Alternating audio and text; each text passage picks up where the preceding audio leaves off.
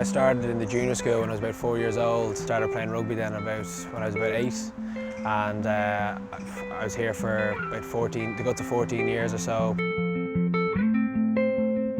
I wasn't a true blue, unfortunately. They come in junior infants, but came in senior infants and stayed until 6th year. Probably would have played the mini rugby in 1st or 2nd class, just out in the pitches back there.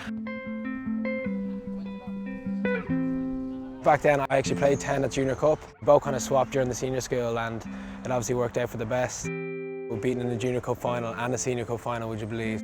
Let's go get into the final, but unfortunately didn't get the medal. And it's gutting at the time, you're really down and stuff after, but after time you sort of realise what good times they were.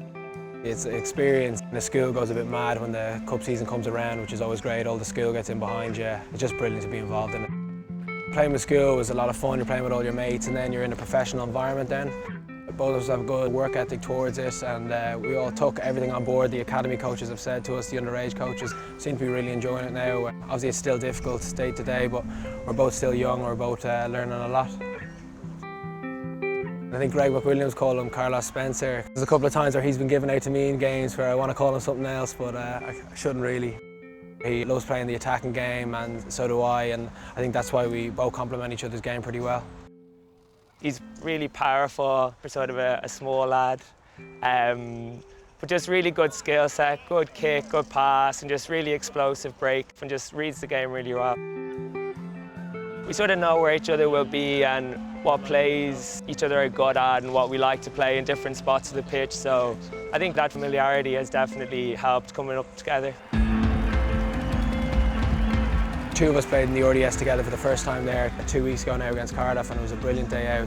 Starting my first game in the RDS is very special, especially with some of my best friends. It's something I'd worked towards for a long time. The sport was brilliant and obviously getting a lot of support from the school, getting a few texts was real nice. There's 7 games in this World Cup period where the Irish boys will be away, so the academy boys and young lads, we've really been targeting this period and working hard towards it all summer. Just getting out on the pitch is massive. It's not just for us, but for all the young players, it's a great opportunity. Leinster obviously have a lot of players in the Irish squad and it's great to see them doing well, but for us as a young Leinster squad, we have to take the opportunity that's in front of us.